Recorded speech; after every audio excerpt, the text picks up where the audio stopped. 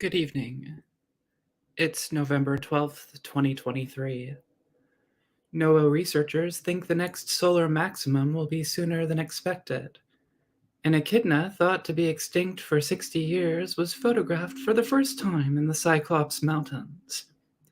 Tens of thousands of years ago, did people divide their labor on the basis of sex? Ancient astronaut theorists say little on the topic. All this and more tonight. I'm Telesma Blue Orb.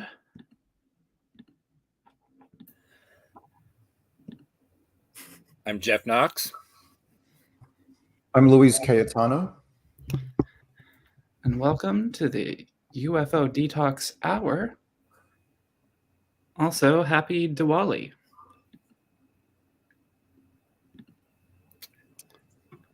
And now for the rebrief. Grindavik was evacuated for a possible magma eruption on Reykjanes Peninsula. Seismic activity has increased on Iceland's Reykjanes Peninsula in recent weeks, with thousands of earthquakes measured in the last few days. Some measuring magnitude 4, over magnitude 4. There's also significant uplift in areas around the coastal town of Grindavik, which is where the heaviest seismic activity has occurred in recent days. Researchers believe that magma has formed a dike beneath Grindavik. Experts and authorities predict that magma will likely erupt somewhere around the town of Grindavik in the next few days. The Sutherness Police and the Department of Civil Protection and Emergency Management issued an emergency phase in the area. Grindavik was evacuated on Friday night after mandatory evacuation orders. This predicted eruption follows 3 recent eruptions of fissures around the volcano Fagradalsfjall, excuse my pronunciation, which is located near Grindavik on the Reykjanes Peninsula. The first eruption in over 6,000 years was in 2021. Another eruption occurred in 2022, and the largest of these occurred in August of this year. One of the 5 known species of monotremes was rediscovered after 60 years. A team of field investigators photographed Attenborough's long-beaked echidna for the first time in the Cyclops Mountains, located in the Indonesian province of Papua on the island of New Guinea. This was only the second documentation of the species, with the first dating to 1961, the University of Oxford reported. Attenborough's long-beaked echidna is a type of very rare mammal called a monotreme, which also includes the duck-billed platypus. It was named after naturalist Sir David Attenborough. Unlike marsupials or placental mammals like humans, monotremes actually lay eggs. The echidna is also distinctive because they resemble a hedgehog, but have a bird-like beak. There are only 5 known species of monotremes, and 4 of those species are echidnas. The expedition was able to photograph the exotic, extremely rare, and unusual Attenborough's long-beaked echidna using camera traps. The Cyclops Mountains Expedition Team is a partnership between the University of Oxford, a non-governmental organization of Indonesia called Yayasan Pelayanan Papua Nenda, excuse my pronunciation, and the Cenderawasih University, among other organizations. They have found various other new or poorly documented species, including a new species of small shrimp that can be found living in trees, as well as a bird that was last documented in 2008 called Mare's honeyeater. Hot air balloons threaten local safety in the Napa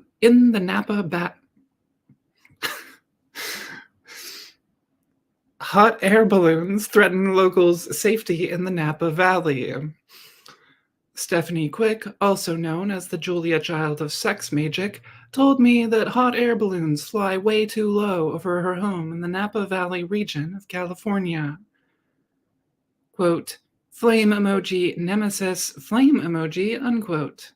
Stephanie wrote on her Twitter Friday, posting multiple images of a flying hot air balloon taken at close range.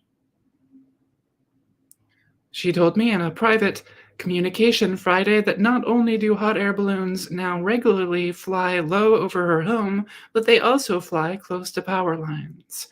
She said that she filmed one low-flying balloon clipping the top of a tree. She attempted contacting the FAA. Quote, "We're in Napa, so it's a big draw for the tourists.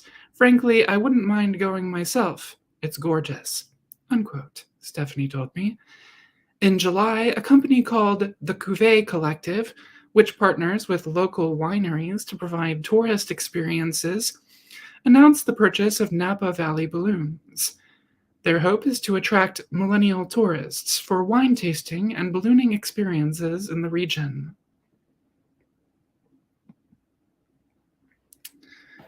And now, for This Week in UFO History.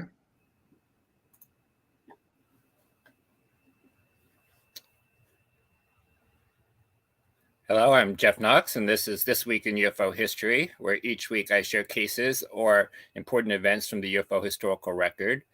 This week we'll be discussing two cases in 1957 where physical effects like radiation and alleged biological effects occurred, an early Swedish UFO debris case from 1954, or is it 1958 or 1956? No one is quite sure, to be honest.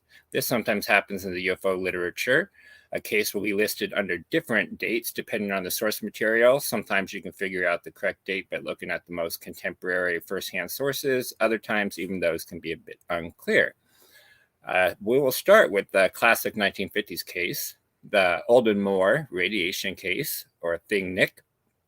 On November 6, 1957, in Montville, Ohio, at 11:30 p.m., Alden J. Moore is driving home when he sees an object like a bright meteor split into two pieces, one of which heads straight up. The other becomes larger while its color changes from bright white to blue-green.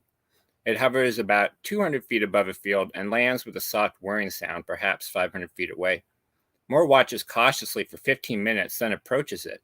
The UFO is shaped like a covered dish and is about 50 feet in diameter, 15 feet high, with a cone on top about 10 feet high. It is pulsating slowly and the haze surrounds it.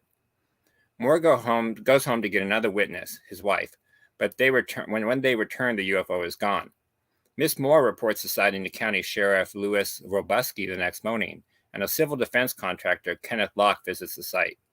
Locke finds high levels of radioactivity, a maximum of 150 microengens an hour, suggestive of approximately 1 hour radionucleotide half-life or less. He also finds two perfectly formed holes 6 inches in diameter and unusual footprints that come from nowhere and go nowhere. There's also a bit of intrigue with this case. Alden Moore is said to have gone missing for a few days and would not say where he had been. His wife had told people privately he was in Washington, D.C. in connection to his sighting of the UFO. When later asked about it, he said, quote, "She," referring to his wife, "talks too much. I talked to high officials. I was sworn to secrecy. I won't say where I was." While in D.C., he was allegedly shown various UFO still photographs and a UFO film. They seemed to be more interested in confirming something they already knew than finding out something new from Moore. We do know that Moore was interviewed later by Blue Book's Robert Feen, but that was about 2 years later in 1959, after the sighting and his trip to Washington. You can read the transcript for that interview in the Swords or Kufos file linked in my post for this case if you're interested. Our next case, the Flying Acorns and Skin Rashes case, happened only 4 days later, also in Ohio. On November 10th, 1957, in Madison, Ohio, at 1:25 a.m., Lita Kuhn is checking the stove of her Doberman dog kennel when she notices a glowing dome disc hovering about 60 feet above the rear of the kennel. It is about 40 feet in diameter, emitting a puffy cloud of smoke. Her eyes begin to burn after watching it for 20 to 30 minutes, and she runs back into the house and locks the door. She has rashes and her eyes hurt so badly that she ends up visiting a doctor. Now, this case also involved the investigative work of Civil Defense Director Kenneth Locke, who pointed out similarities between her case and Alden Moore's. He referred Lita to another doctor for blood tests to determine if radiation could be responsible for her symptoms. The results for radiation in her blood and bone marrow turned out to be negative, and unfortunately, her symptoms abated. Ms. Kuhn later became an activist in pursuit of UFOs, sticking to her story and directly claiming the reality of her as big of a house, shaped like an acorn, and very bright encounter to anyone who would listen. Lastly, we have and I apologize if I butchered the Swedish pronunciations of these names, we had the Vado UFO debris case, which involves an alleged bit of UFO debris, and the date on this case is a bit uncertain, on either November 11th or possibly the 9th, in either 1956 or 1954 or 1958, depending on the source you look at. In Vado, Sweden, or I believe it's Vado, Sweden, 10 p.m., two carpenters, Stig Ekberg and Harry Sjöberg, are returning from Stockholm, Sweden to their cabin on Vado Island, about 20 miles to the northeast. About 6 miles north of Amsterdam, the engine of their Ford V8 pickup begins to sputter and fail. Then the headlights go out. They see a huge shining object descending toward them and making a turn above Vado Bay to the left of the road. It lands in the middle of the road about 300 feet in front of their car. The object illuminates the surrounding area and landscape with such a tremendous amount of light that a nearby barn is clearly visible. The air smells of ozone and smoldering insulation. The estimate is about 53 feet long and 20 feet high, with a bright glow underneath the object and a dazzling mist surrounding it. They watch the object for about 10 minutes, and the object gets brighter, lifts off the ground, moves to the left and up, makes a sudden turn and speeds away in the direction it had come from. Afterwards, the air is stifling and hot, but the engine starts up right away. A few minutes later, they return to the landing site and find a flattened grass area and a still hot, smooth, triangular piece of metal the size of a matchbox, which they retrieve. They submit the metal to several labs over the next few years, apparently without ambiguous results, but in the process, it is split into 3 separate pieces. Finally, an engineer in Linköping named Schallen finds the metal has a hardness of sapphire and a specific weight of 15.2. It can take several thousand degrees Celsius heat without getting red hot. One of the pieces is submitted to the U.S. Air Force and not returned. In the early 1970s, another piece is examined by James Harder at the University of California, Berkeley, who establishes that it's a composite of tungsten carbide, cobalt, and traces of titanium, and that it has been manufactured. And those photos are some manufactured bits of similar composition that one company produces, that one of the investigators of this case had found. If you're interested in these cases and you want to learn more about the exact details, be sure to check out these posts on Twitter. I will be posting the links for the cases I covered today on our Discord as well. Or if you want to learn about other cases that happened from this last week or that happened any day of the year, there's ones for every single day. You can find those on Twitter or Facebook as well. Back to you, Rachel.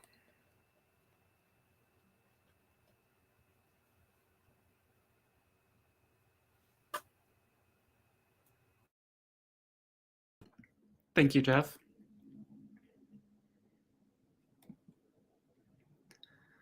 The next solar maximum is predicted to be stronger and sooner than previously thought.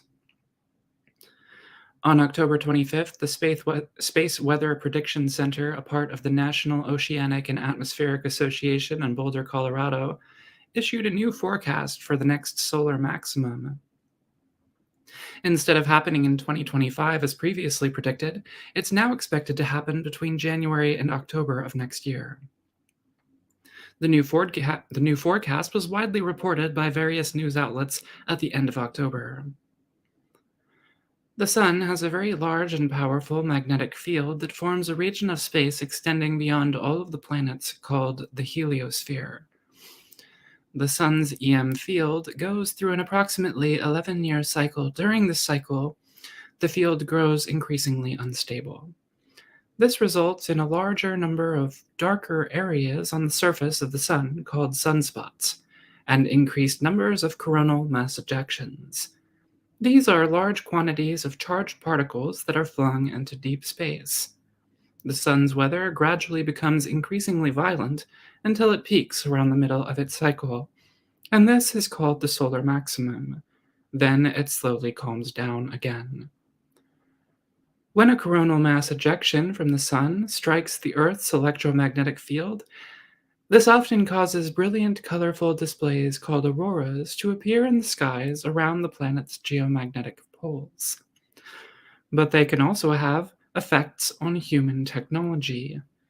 In early February of 2022, SpaceX launched a batch of 49 Starlink satellites.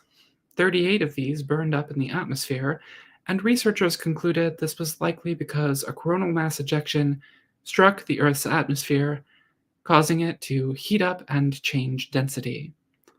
Although this was only a minor event, it produced too much drag on the satellites so that they burned up as they fell back down towards Earth. The Space Weather Prediction Center and the Cooperative Institute for Research in Environmental Sciences, or CERES, worked with SpaceX to study the event and to identify weak spots in space weather forecasting.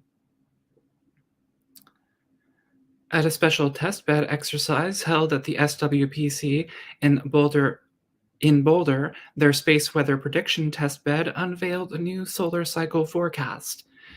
A solar cycle team led by CERES researcher Mark Meach found that the previous models they used for forecasting solar weather were falling short of the actual solar weather. Based on this, they updated the previous predictions with new projected forecasts, both of sunspots and also radio emissions that are associated with solar weather. Their new model places the solar maximum of our current solar cycle 25, at around the middle of 2024. They also found that this maximum would be a little more intense than previously predicted, though not the most intense solar maximum on record. Researchers rely on centuries of observations of sunspots, as well as reports of geomagnetic storms. At the beginning of August and end of September in 1859, the most powerful geomagnetic storm was documented very thoroughly in historical records from various countries around the world. It's known as the Carrington event, after Richard Carrington, who observed a coronal mass ejection from the sun on September 1st. Auroras were visible throughout most of the northern hemisphere and as far north as Australia during this storm, but this also affected telecommunication systems of the time. Telegraph machines stopped working or began lighting on fire. In some instances, telegraphs were unhooked from their power source, but were still able to send messages over hundreds of miles. On March 13th, 1989, a coronal mass ejection hitting the Earth's northern hemisphere resulted in the entire hydropower grid of Quebec going offline. A similar or potentially even more powerful geomagnetic storm caused by the sun's weather could have untold consequences on both the many satellites in orbit around our planet and on the electrical and communication grids that human societies have come to rely on so heavily today. And although the next solar maximum is not expected to be relatively intense, compared to solar cycles of the past few centuries, the most likely time that we may encounter a powerful geomagnetic storm would be during the solar maximum.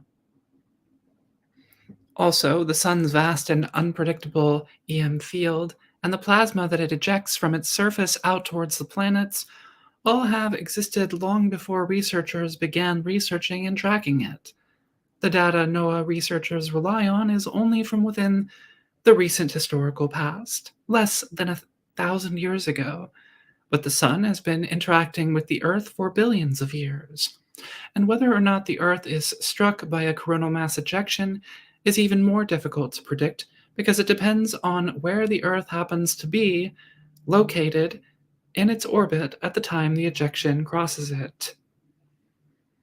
This is all just to say that scientists have only really studied a very small sample of what solar storms can do how predictable or unpredictable they may be, and how severe or how unusual a geomagnetic storm can get on Earth. It is very improbable that, given what scientists know, geomagnetic storms are not sometimes much more intense or in other ways distinctive than the given sample of observations. Even now, simply predicting the solar cycle that we are currently living in is a challenge. And now for Luis Cayetano.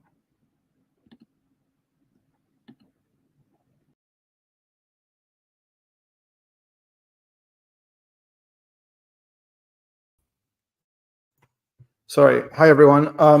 Today I'm going to talk about two articles in the latest Scientific American. There it is, the November issue for 2023. The first article there is called Woman the Hunter. And then I'll talk about another one about space-made materials. So this first article talks about the role of women in human history. And the title actually alludes to Man the Hunter, which is a book title. And Jeff has actually got a copy with him right now, and maybe he can show that later. But Woman the Hunter, this is talking about how women have actually, contrary to popular belief, women have been very important in human history as hunters, not just gatherers. So throughout most of human history, as Homo sapiens, we lived as hunter-gatherers. And apparently women have also been very active hunters in that period.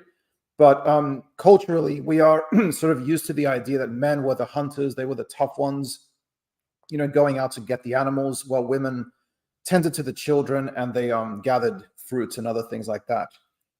So this turns out not to really be true, although there is, of course, variation between different hunter-gatherer societies. But these authors were two scientists, actually, Kara Okobok, who is a human biologist at the University of Notre Dame, and Sarah Lacey, who's a biological anthropologist at the University of Delaware. So this article goes into many reasons why the idea, and there's an actual research article, Woman the Hunter, there's physiological evidence. So it talks about things like the role of estrogen, which is a hormone, which is more prevalent usually in women than men. And it's got many, many functions. It's very, very versatile. There's actually this lovely graphic here, which kind of summarizes the powers of estrogen, including things which are relevant to hunting. So things like reducing the risk of atherosclerosis, influencing fine motor skills and coordination, influencing memory and verbal fluency, enhancing growth and development of neurons, influencing platelet adhesion, widening blood vessels, decreasing blood pressure, improving insulin sensitivity and glucose metabolism,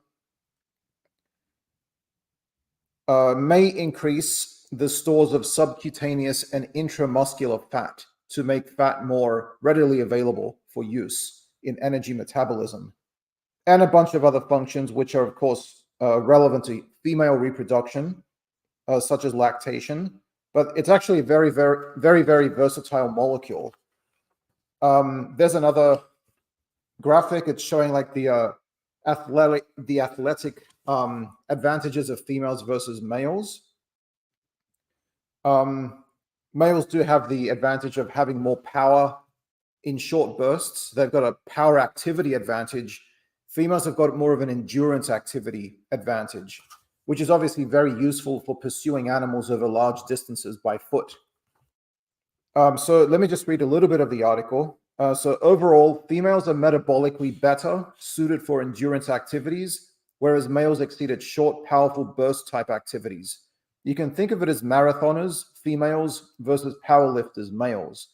Much of this difference seems to be driven by the powers of estrogen. Given the fitness world's persistent touting of the hormone testosterone for athletic success, you'd be forgiven for not knowing that estrogen, which females typically produce more of than males, plays an incredibly important role in athletic performance. It makes sense from an evolutionary standpoint, however. The estrogen receptor, the protein that estrogen binds to in order to do its work is deeply ancient.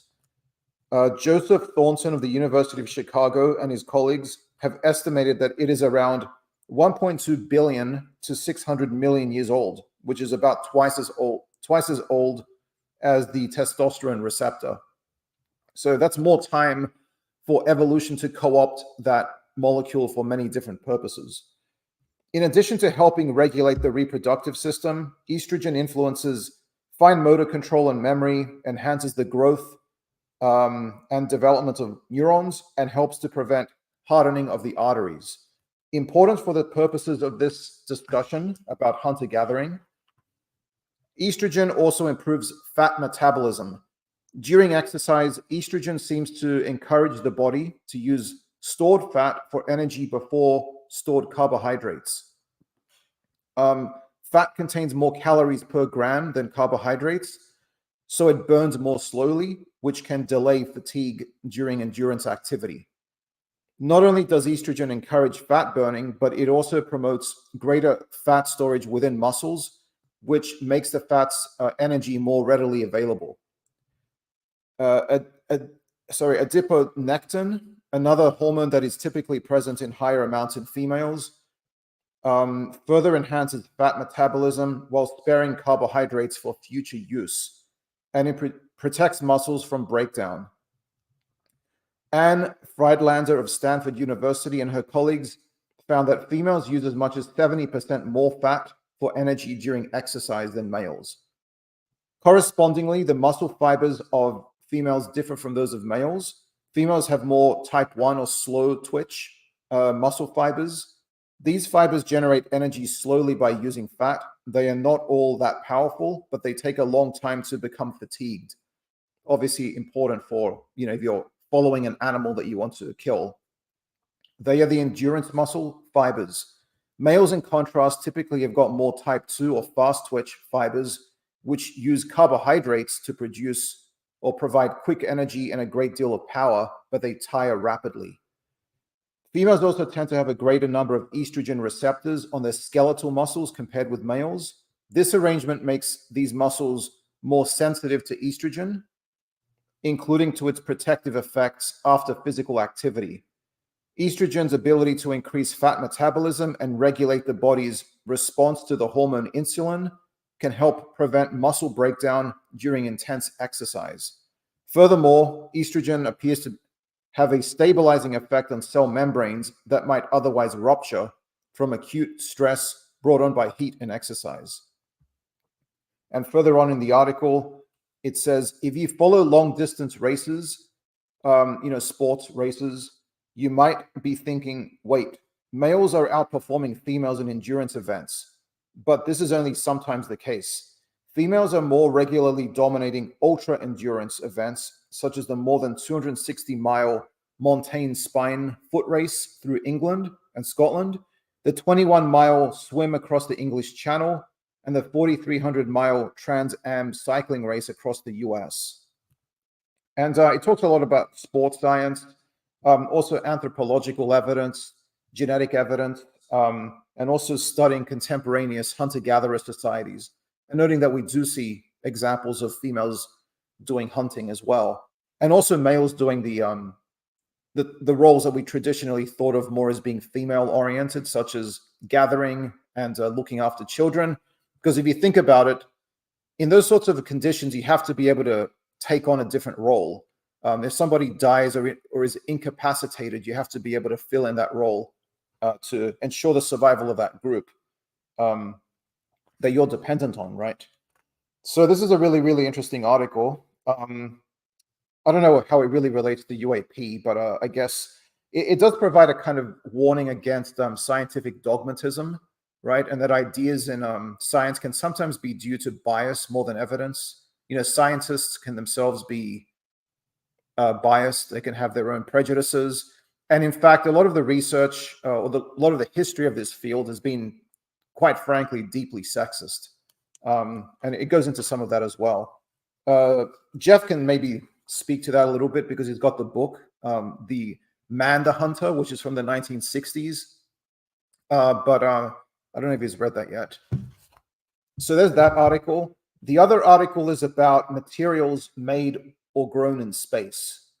So this one is called The Right Stuff. This is by Denny G. Sineski, and she's at Stanford University. She's a material scientist. Oh, sorry, Debbie, not Denny. Debbie G. Sineski. So she's an associate professor of aeronautics, astronautics, and electrical engineering at the Stanford School of Engineering, where she leads the Extreme Environment Microsystems Laboratory. The article starts off by talking about her interest in something called silicon carbide. This is a chemical compound which can withstand extreme conditions, including those found in space and on other planets. For example, it's less than 60%, it's 60% less sensitive to cosmic rays than silicon, for example. It can also withstand the temperature extremes of places like Venus or Uranus. Sineski designs electronics to fly on space missions and studies how growing materials in orbit can improve them. Most of her work has focused on Venus. The Soviet Venera landers were only able to survive for a short time on the surface of that planet because of the extreme heat and pressure, I should say. NASA wants to conduct a 60-day mission on the surface, but how to build the necessary instruments is still not known. At her lab, she and her students construct tiny but tough electronics designed to survive the extreme environments. Under very high temperature, many electronics will melt. Even if they don't melt, their properties can change, which can alter their functionality. Silicon carbide and other materials, such as gallium nitride, which is also investigated by Sineski's lab, are good alternatives to silicon. It takes a lot of energy for electrons to reach the level required for conduction in these materials, allowing them to maintain normal conductivity under very, very high heat. The X-Lab simulates Venusian conditions to test the hardiness of the electronic components that they make. So far, they have tested gallium nitride transistors at up to 470 degrees Celsius, which I think is about 900 degrees Fahrenheit, for 6 days, which is still far short of NASA's 60-day goal, but it's much better than the 2 hours of the Soviet missions. NASA's test facility, meanwhile, is able to up the ante even more by including 90 bar pressure and a sulfur dioxide atmosphere, which is what we see in Venus or on Venus. The abilities of silicon carbide and gallium nitride are impressive, but these materials are actually difficult to make on Earth without many defects. Only small wafers of them can be made here. In microgravity, however, such as found in low Earth orbit, it may be possible to grow larger and more uniform crystals and other materials faster. When substances are suspended evenly within a fluid, instead of floating to the bottom, as happens on Earth, we can engineer materials with more uniform properties. So the particles in those materials are more uniformly distributed rather than just sinking to the bottom. Similarly, the buoyancy is another property here, is absent in space, allowing materials to mix more evenly instead of the lighter material like air bubbles just rising to the top. Thermal convection is another one. This is when you've got movement of particles in a fluid or gas caused by temperature changes. This can actually disrupt material synthesis and undermine the quality of the end product. This is yet another process that is not present in space, resulting in materials with fewer imperfections.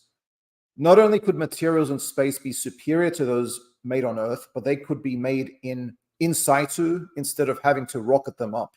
An example was when in 2014, an International Space Station crew member lost a wrench. The instructions for how to make a new one were uploaded to a 3D printer aboard this station. Of course, the raw materials need to be available in space, but being able to build or grow the end product could have many benefits. NASA has or had already made semiconductor materials in space in 1992 aboard the microgravity laboratory, which was carried on the Space Shuttle Columbia. Astronauts were able to make 2 crystals of gallium arsenide. More recently, scientists have made fiber optic cable materials in space with superior qualities to Earth-made ones. On board the ISS is also a machine called the SUBSA, the solidification using a baffle in sealed ampuoles. So that's SUBSA, which can reach 850 degrees Celsius, which is plenty for the purposes of Sineski's research.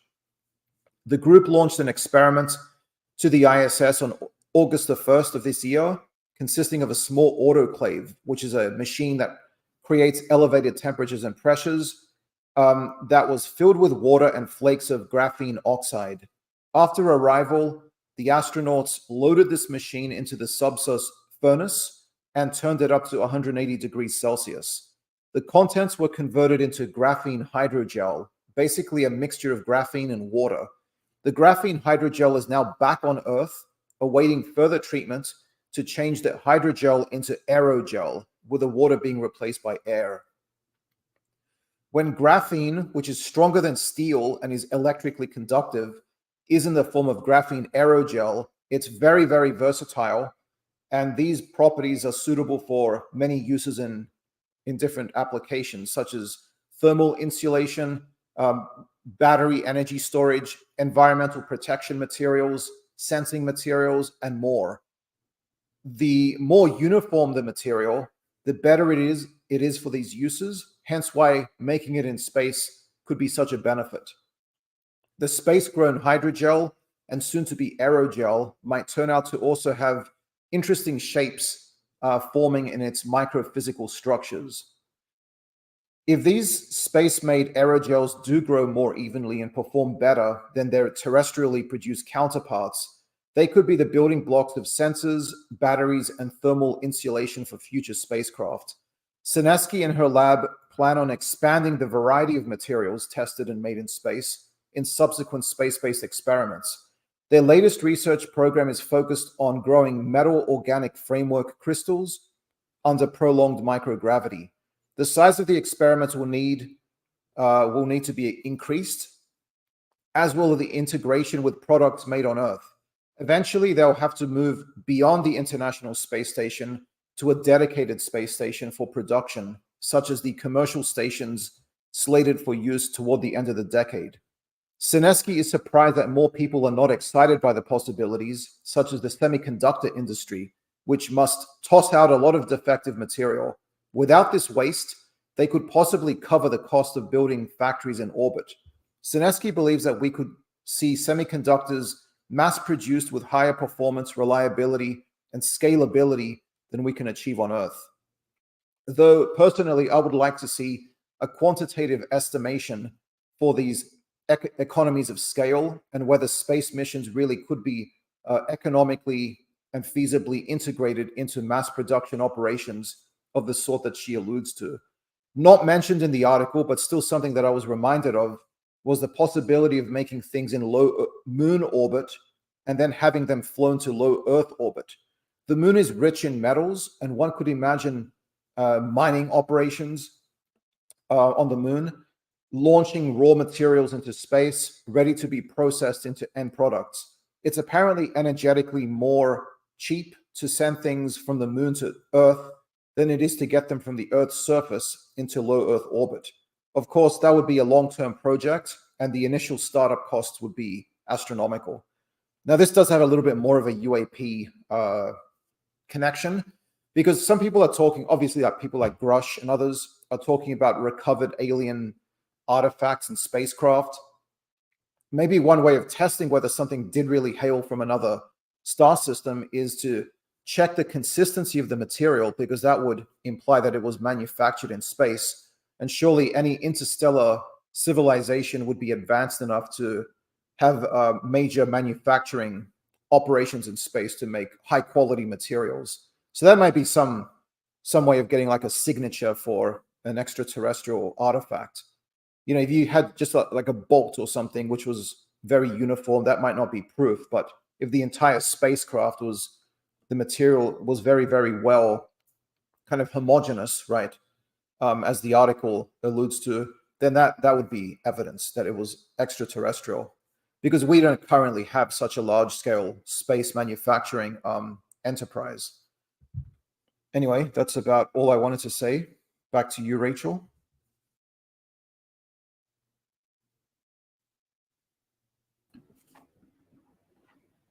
Thank you, Louise. All right.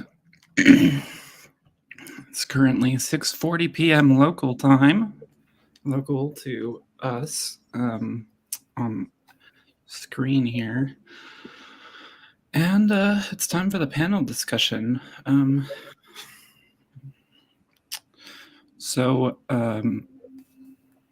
Jeff, I saw that you were talking. You were responding with some enthusiasm to this last article. Do you have anything to say about it? The woman, the hunter one, or the crystals in space article? Oh, the crystals in space article. Yeah. What's that? I just thought the metal organic frameworks were cool. Mm-hmm. Got some books on using MOF complexes for various chemical reactions on my chemistry book section over there. But, I can tell you want to respond to the Woman the Hunter article. You did extra homework. I did my homework this week. Yeah, unlike me, I didn't read the article. So yeah, I read the article, and then as Louise was pointing out, I have the book here, Man the Hunter, which is by Richard B. Lee and Irvin DeVore. And basically in 1965, an organization called Soul Tax, not to be confused with the Soul Foundation of Gary Nolan and David Grush, but Soul Tax asked these guys to put together a conference, basically to gather to discuss the current research on hunting and gathering people in the world, because they just had a conference on the kind of the origin of man, and they then wanted to look at the research behind hunting and gathering people. That resulted in a symposium called Man the Hunter, held at the Center for Continuing Education at the University of Chicago, April 6th through 9th in 1966, that had 75 scholars from countries like India, Japan, Australia, Uganda, Kenya, the German Democratic Republic, that's back then, Canada, Latin America, US, England, etc., to talk about those various issues. And that resulted in this book being published 2 years later in 1968, that basically discusses the various research that the papers that were presented, as well as discussion on those papers after the fact. I've only really skimmed this. I had the opportunity to read the chapter on the evolution of hunting by Washburn and Lancaster, and then a section that kind of relates to the Woman and the Hunter article. That article talks about some of the issues at the symposium and the work that was presented, and they do actually get into some of those same issues in the discussion sections where other experts can respond to the work that was presented by other people. And this person, Sharp, did a little section called Hunter Social Organization, Some Problems of Method, that I read, that she points out a lot of the issues of the danger of trying to extrapolate, answers from such limited data, the kind of the evils of the old hidden run method of ethnography, where they're only getting limited samples from what they're looking at and ignoring the rest of it, and how that kind of colors your data. And just many of the other problems, such as the method, problems of definitions, correlations, different criteria for nomadism, concepts of territoriality, descent, devolution, and just many of the other issues of the research that was presented there. So there was people back then, it seems, that recognized some of the issues and concerns with the present state of knowledge. Again, I haven't read all of this, but it is something I picked up a couple of years ago. During COVID, I was doing a lot of reading on kind of prehistory and anthropology and stuff like that. And so I bought a whole bookshelf worth of books, and that was one of them. So, cool. Yeah, I think, from, like I said, I didn't read the article. I read the abstract, and I listened to Luis and looked a little bit at the graphics from the article. But based on that information, I think, estrogen, right, or like some biological feature of the human body is not, it doesn't correspond to like some model in the mind, or that's created by by culture. And those are two separate things, but they're so deeply intertwined in our minds and in our experience that it's really, really difficult to parse those things apart. So like the thing is that when we talk about like specimens from prehistoric times, or specimens of human remains, like a lot of time, like if you can identify the sex of those human remains, then we can say this specimen is female, in the sense that that the specimen has sexually female dimorphic features, right? But that's not the same as saying that that specimen was a woman per se. Could have been, maybe in that culture, that person filled some sort of religious role or something like that. We know that in history, it's really common for there to be special gender roles in various different cultures. I mean, that they didn't have like language that identified or explained gender prior to like the 1950s, really. But people still had gender expression, and they still had language that we could identify as being language about gender. And there were people that had different gender roles, like hijras in South Asia, and all sorts of other examples. So like it's quite possible that people in prehistoric times, the way that they understood gender, the way that they expressed gender, was really, really different from how it is now. We just have no way of knowing, because there's so little of the culture that remains. I'm sorry for talking so long. But I found it interesting in the article, a part about the marathon runner that registered. Was it for the Boston Marathon? Is that what it was? And she basically just used initials, and then she showed up, and they didn't know it was a woman, and she showed up, and it was a woman. And like, I didn't know that was a thing. I don't know what year that was, but that they didn't used to think women could run marathons. It seems insane. Like, but yeah, well, back in the 19th century, like women weren't allowed to publish but this was nowhere like, near back then. This was like or 60s. Yeah. What? I don't know when this was. I don't remember. I read the article several days ago, but like it was recent enough that it just seemed insane to me that anyone thought that a woman couldn't run a marathon. Like, yeah, and yeah, that I found that the most interesting about point from what I've gleaned from the information surrounding this article is that like, yeah, there's no reason to think of estrogen as being like this thing that like has a teleological goal or so. It's literally just hormones, that fulfill whatever function helps drive adaptation, or whatever. Like, so like, and you look at this like in the animal kingdom too. It's like sex is not uniformly like expressed across species, and it's the same within the human species as well. Sorry for. And if you look in a lot of like past cultures and stuff, like the different assigned roles would change depending on the time of the year, the season, or even just the time of the day. Like a man might have a certain role during some time period, and that might flip completely the other way around during some other like seasonal period or time period.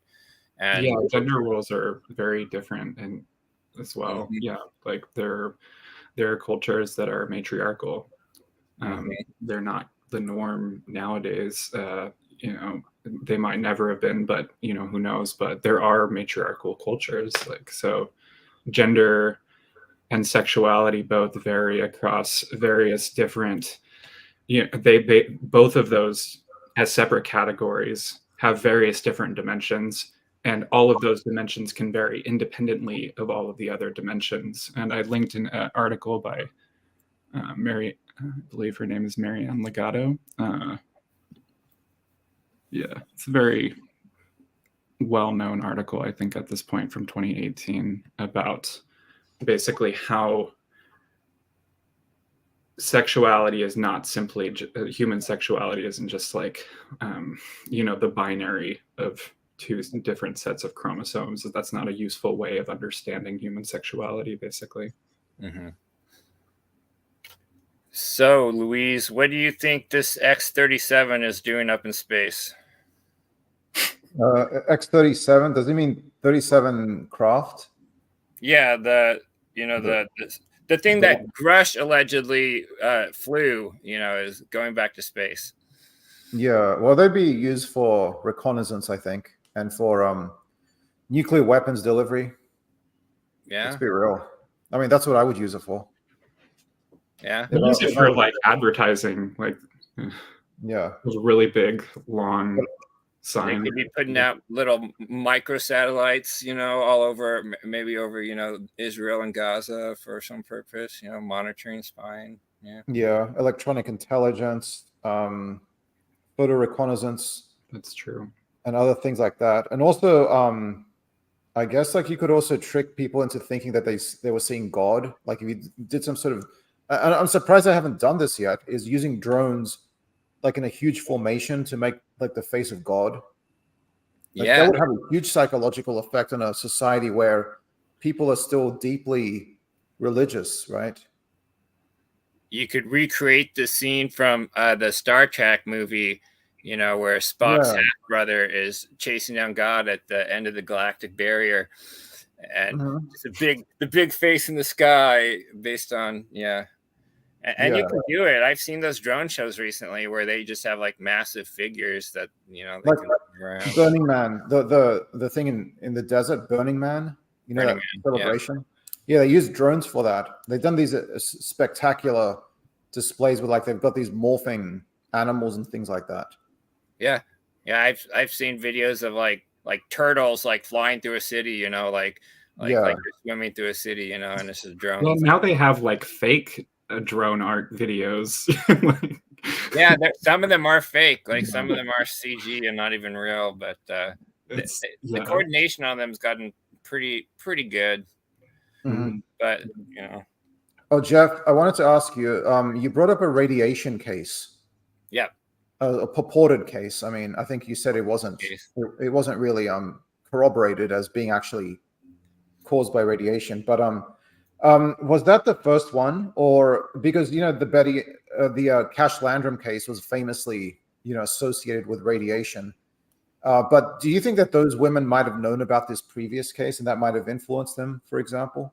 I don't know that it was necessarily the first one, but that's one of the reasons why I cover those cases, because they're fairly early cases. They were both like 50s that we had both alleged UFO debris samples from a landed craft and people alleging to get injured or from a UFO. And in the lady's case where she had the skin damage and like her eyes like hurt, and I think there may even been like some subhemorrhaging, and the civil defense director said she had shock and sent from the incident, and she went and saw a doctor, and then they sent her another doctor that tested for radiation levels, and they didn't find any. I think a lot of effects, like when it's things like skin rashes, and there's psychological stress can cause physiological effects like that. And in that case, no radiation was found. Now, in the previous case that did Alden Moore that happened a few days earlier, there was nobody injured that got any effects from it, but they allegedly found much higher levels of radiation on the ground when they tested it 15 hours later. But it just depends on how exposed. I don't know how well exposed to the UFO topic the Cash Landrum family was, but I think they watched the made-for-TV movie, the Cash Landrum incident. They watched it beforehand. And see, the thing is like Like, Okay, no. people have been hearing stories like this in science fiction and movies and culture since, in movies since at least the 50s, and in, literature and pulps before that. There's been radiation from alleged UFOs, in pulp, like early pulp stories. Like, I mean, Yeah. so people, there's so much like potential cultural contamination going on. Like when people say, well, there's no way they would know about this kind of stuff to come up with a story like this, I just have never found that like a valid answer, because even if you're not like a really big, say, like sci-fi buff, there's still, like stuff gets out into popular culture, movies, advertising, etc. Like you can't avoid UFOs. UFOs are everywhere, and they're a part of American and Western culture, and you can see how that spread of like sci-fi and futurism happened before the flying saucer era. And thank you so much for that, Jeff. I'm going to move on to the final story tonight. A new record was set for most oil lamps lit during this Diwali celebration in Ayodhya. The Guinness Book of World Records awarded a certificate for most earthen oil lamps lit to an Uttar Pradesh state official, after counting 1.5 million such lights this Diwali, Associated Press reported. Diwali is celebrated by many different religious traditions, including Hindu, Buddhist, and Jain. While there are many different myths and practices surrounding Diwali, it is the festival of lights. The festival happens on what is considered the darkest day of the year, and the lights can be interpreted as the victory of light over darkness. The new record this year was given for a Diwali celebration on the Saryu River in Ayodhya, the home of the mythical hero of the Ramayana and avatar of Vishnu, Ram. AP correspondent Biswajit Banerjee also reported that this year's Diwali follows fast on the heels of hazardous pollution levels that can cause bronchitis and asthma attacks. Pollution levels are expected to again increase after the festival's many fireworks. Before we go, we would like you to please consider subscribing to our channel, the UFO Detox Hour. Please also hit the like button and hit the notification bell icon if you'd like to get notified about upcoming videos. We would love to see your very tiny faces and other profile icons in the live chat. A great plus for joining the live chat is that you can give us constructive feedback live on the air, especially if we make any factual errors. You can also join our Discord, which can be found in the episode description and in the episode description. Please be sure to check out our respective content. I can be found at the Earth YouTube channel.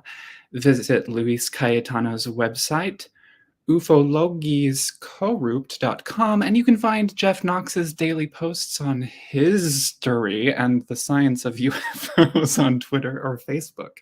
Jeff Knox spends all of his time studying UFOs, and he doesn't make any money off of it. Please, please, please, please, please, please consider visiting his Patreon page and becoming a patron of his. Thank you, Jeff. Thank you, Luis. Shout outs to... Oh, no! Okay, hold on. I have to get back to the shout outs. Dang it. Fuck. Excuse me. I just swore, too. I might go back and edit this. Oh my god. All right.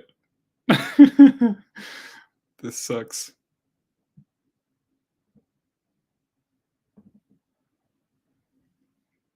Shout outs to Emily Louise, Teo Pymons, Stephanie Quick, Professor Wham, Alex Spawn, Pierre Lagrange, Regrem the Undying Flame, Krele the Devoted, Wolmaj who dances within the ground, Parathnazad the clay figure heart, and of course Fnuffle the fluffy one.